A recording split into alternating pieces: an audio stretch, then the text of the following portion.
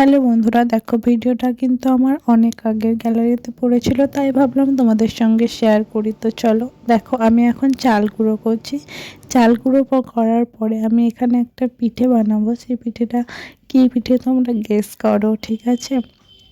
চলো গেস করতে করতে দেখেই নেওয়া যাক যে কী পিঠে বানাচ্ছি। তো আমার চাল গুঁড়ো কমপ্লিট। তারপরে আমি একটা পুর বানাচ্ছিলাম নারকেল, খোয়া আর গুড় দিয়ে। তো দেখো এখানে আমার পুরটা মানে অর্ধেক হয়েই গেছে।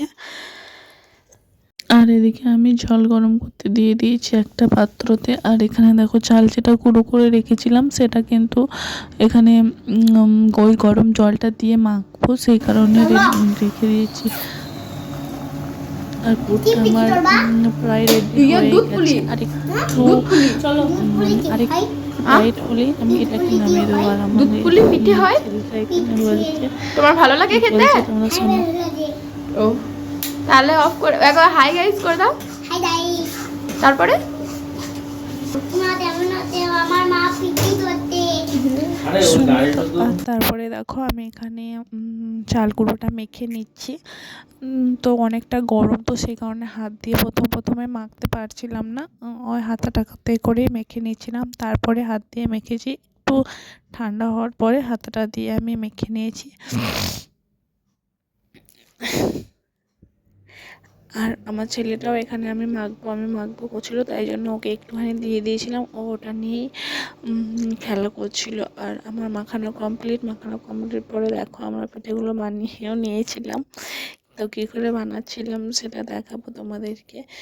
দেখো বানানো প্রায় কমপ্লিট। আর এদিকে মানে পুরটা আমাদের একটু বেশি হয়ে গেছিলো, অতটা লাগেনি। তারপরে আমি সেদ্ধ করে নিয়েছিলাম পিঠেগুলোকে। সেদ্ধ হচ্ছিলো একদিক দিয়ে, আর এদিকে আমি মানে সেদ্ধ করার পরে কয়েকটা ভেজেও নিয়েছিলাম। কারণ আমার না ভাজাটা খেতে অনেকটাই টেস্টি লাগে। দুধ পুলি, আসলে পিঠেটার নাম দুধ পুলি, ঠিক আছে? তো দুধ পুলি মানে দুধে সেদ্ধ করার থেকে আমাকে এই ভাজাটা খেতে একটু বেশি ভালো লাগে। তো সেই কারণে আমি বাড়ির সবার জন্য দুধ পুলিটা করেছিলাম, আর আমার জন্য কয়েকটা ভাজা করেছিলাম। কিন্তু ভাজাটা শুধু আমার জন্য করেছিলাম এটা ঠিক, কিন্তু খেয়েছিল সবাই। তো এটুকুই আজকের। তো এভাবে বানিয়েছিলাম পিঠেটা।